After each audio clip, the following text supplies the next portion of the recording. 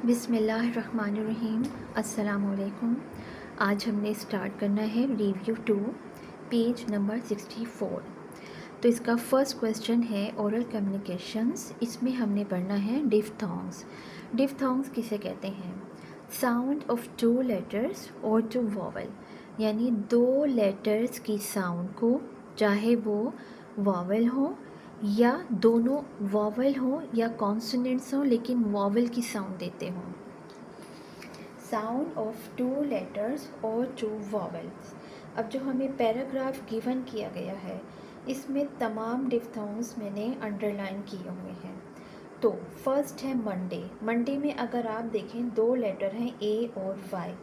ए और वाई जो साउंड दे रहे हैं दोनों मिलकर ए की साउंड देते हैं, मंडे। रीच्ड, ई ए, दोनों वॉवल हैं और साउंड किसकी देते हैं? ई की। इसी तरह ग्राउंड, ओ यू हमेशा दोनों वॉवल हैं और इन दोनों की जो साउंड आएगी वो दोनों हाफ साउंड मिला के अपनी साउंड बनाएंगे और इस साउंड को हम कहेंगे डिफ्थोंग्स की साउंड। इसी तरह फैमिली में एल वाई ई की साउंड देता है। स्कूल डबल ओ भी जो है क्या है? ए ई आई ओ यू, ये सब क्या है? ये सब वॉवल हैं। इसी तरह आई ई फ्रेंड्स। इसी तरह टीचर्स में ई ए, इन दोनों की जो साउंड्स है वो क्या है? दो लेटर की साउंड्स इस वर्ड में चूँकि मौजूद है तो उसको हम क्या कहेंगे? डिफ्थोंग्स। नेक्स्ट हमारे पास है इसी तरह यहाँ फिर ओ यू की साउंड है। अब ओ और डब्ल्यू, ओ वॉवल है जबकि डब्ल्यू कॉन्सोनेंट है, लेकिन दोनों कौन सी साउंड पैदा कर रही हैं?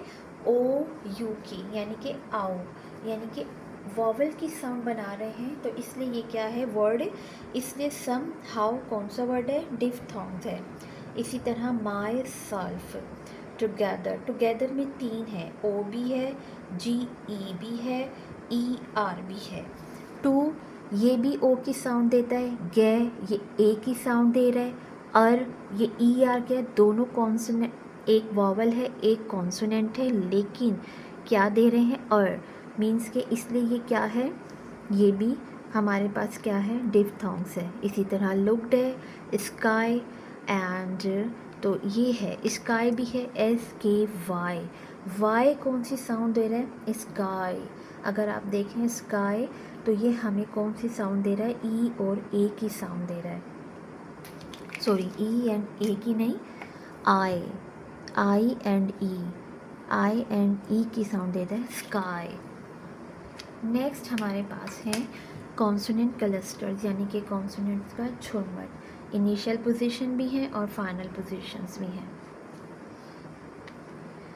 तो फर्स्ट है S T R, second S P R, third is T H R. S T से जो हमने वर्ड बनाने हैं, दो दो वर्ड्स बनाने हैं, दो दो इनके और दो दो इनके।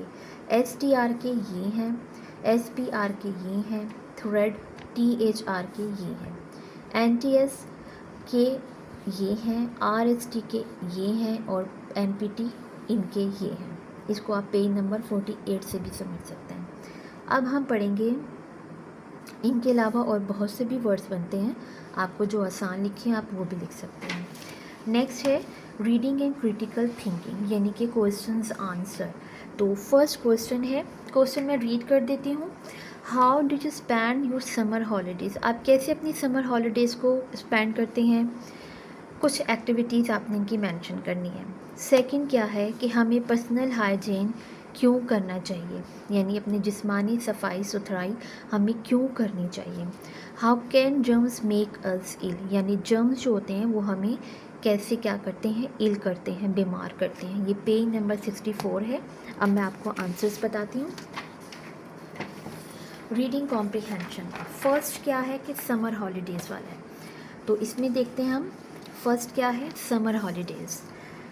ड्यूरिंग समर हॉलीडेज़ हमने इसमें अपनी एक्टिविटीज़ ही बतानी हैं जो कि हम करते हैं। ड्यूरिंग समर हॉलीडेज़ क्या करते हैं? आई फोकस, मैं फोकस करता हूँ लर्निंग पर, न्यू स्किल्स पर और ड्राइंग और कोडिंग करने पर। उसके बाद मैं क्या करना चाहता हूँ, क्या करता हूँ? एक्सरसाइज भी करता हूँ और अपना कीमती वक्त अपनी फैमिली के साथ गुजारता हूँ। नेक्स्ट हमारे पास क्या है? नेक्स्ट उन्होंने हमें कहा है why should we take care of our personal hygiene, क्यों हमें पर्सनल हाइजीन की हिफाजत करनी चाहिए, क्यों करनी चाहिए कि बिकॉज क्योंकि इट कीप्स अस, ये हमें क्या रखता है, हमारे जिस्म को साफ़ रखता है और प्रोटेक्ट्स और हिफाजत करता है।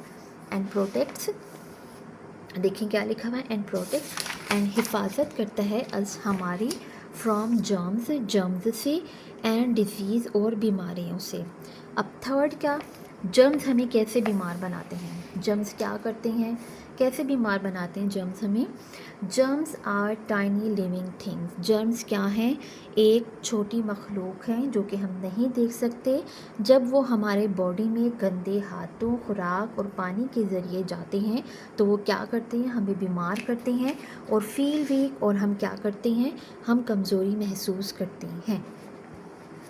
नेक्स्ट हमारे पास है make compound words. Compound words इस तरह बनाने हैं, मैंने यहाँ क्या किया है कंपाउंड वर्ड्स के साथ कि मैंने नंबरिंग कर दी है, यानी 1 1 ये बन गया सनफ्लावर, व्हील, चेयर।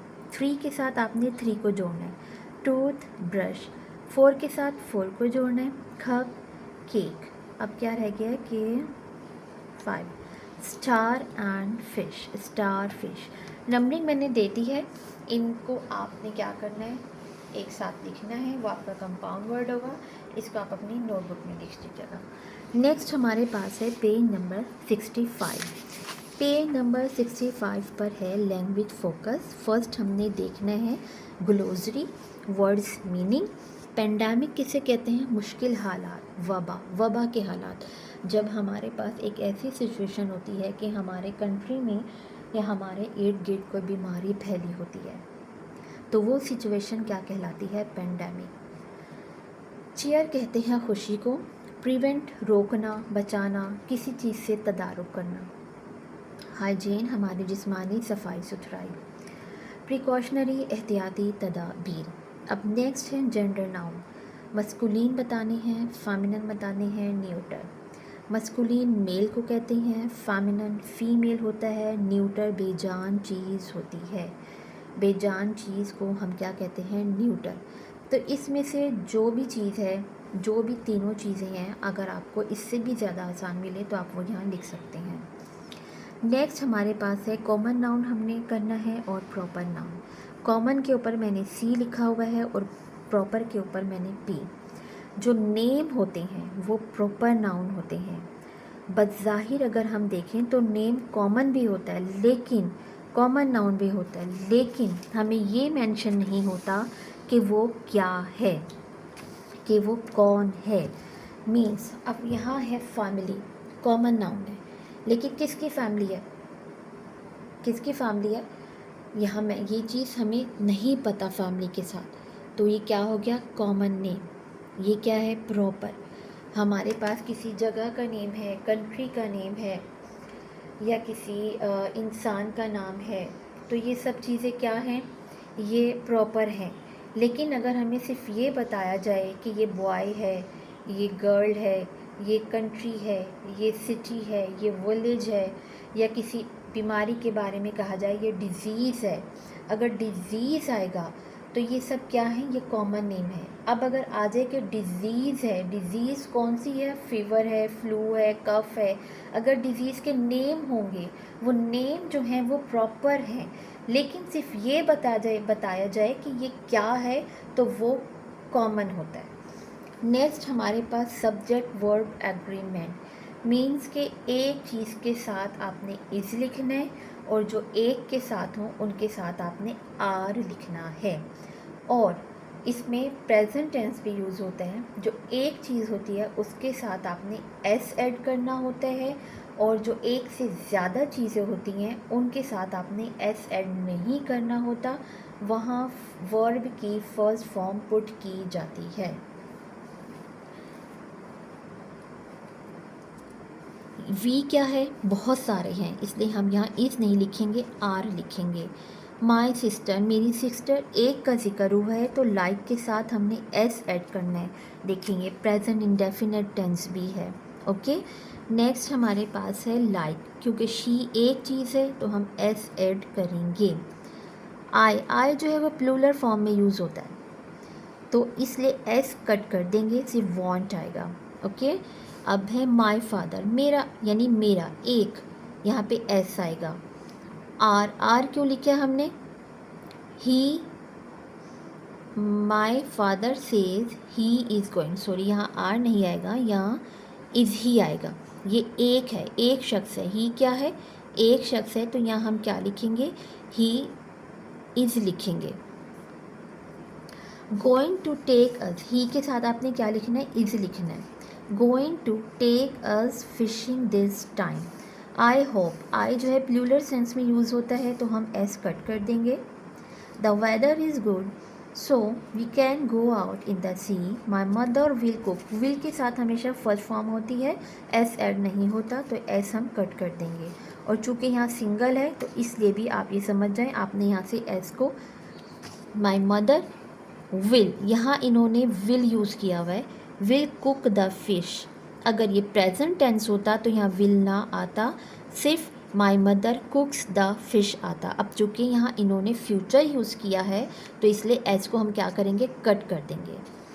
अब हमने करना है कैपिटलाइजेशन, जो कि मैंने यहाँ पुट कर दिया है। इसमें आपने फर्स्ट लेटर को बिग लिखना होता है, अगर बहुत सारे वर्ड्स हैं तो कॉमा यूज़ करते हैं, और आफ्टर डॉट यानी कि आफ्टर कंप्लीटिंग सेंटेंस हमने क्या करना होता है? फर्स्ट लेटर कैपिटल लिखना होता है, कॉमा भी पुट करना होता है, एंड पे भी फुल स्टॉप आता है। अब हमारे पास है राइटिंग, जिसमें हमने एक नरेशन लिखनी है, पैराग्राफ करना है, मेमोरेबल जर्नी के बारे में बताना है। तो वो क्या है आपकी लाइफ का, तो वो मैं आपको बताती हूँ कि आप उसमें एक क्या लिखेंगे, मेमोरेबल जर्नी आपका। आ जाते हैं अब अपनी इस नोट्स पर। तो यहाँ है हमारा memorable journey. Life is full of journey. Journey क्या है? सफ़र। ज़िंदगी में बहुत से सफ़र होते हैं, हर तरह के बहुत से सफ़र होते हैं जो हम ज़िंदगी गुजार रहे होते हैं, वही बेसिकली हमारा एक बहुत बड़ा सफ़र है। बट वन जर्नी, लेकिन एक journey I will never forget, मैं कभी नहीं भूलूँगा, मैं कभी नहीं भूलूँगी। The memorable journey of my life was to the mountaining during summer vacation. यानी क्या है? ड्यूरिंग समर वेकेशन जो मेरा जर्नी था वो क्या था? माउंटेनिंग था, यानी पहाड़ों पर चढ़ना, खुशगवार इलाकों में जाना। आई के ऊपर डॉट है। द कोल्ड एयर, ठंडी हवा, हरे दरख्त, उन्होंने क्या बनाया? मैजिकल, जादुई एक जो था वो अंदाज़ था उसका, जादुई शहर था। इसने सब क्या किया? हमारे एटमॉस्फेयर को बहुत प्लेजेंट बना दिया। वी प्लेड, हम बहुत खेले और हमने बहुत सी यादें इकट्ठी की। एंड मेड मेमोरीज, बहुत यादें बनाई। जो कुछ हम खेले वो हमारे दिल में रह गया, हमारे दिमाग में बैठ गया। It taught me to enjoy nature, इसने किसने? उस जर्नी ने मुझे ये सिखाया कि नेचर को एंजॉय भी कर सकते हैं, और लाइव इन द मोमेंट, और उस मोमेंट में हम रह भी सकते हैं। इट वॉज शॉर्ट, ये बहुत मुख्तसर था, लेकिन it left a permanent mark, एक हमेशा महफूज रहने वाला निशान उसने मेरे दिल पे छोड़ दिया, जो कि हमेशा से क्या है? मेरे दिल में महफूज रहेगा और मेरी लाइफ के लिए मेमोरेबल बन जाएगा। सो ये मेरी आज की वीडियो थी जिसमें हमने रिव्यू टू कंक्लूड किया।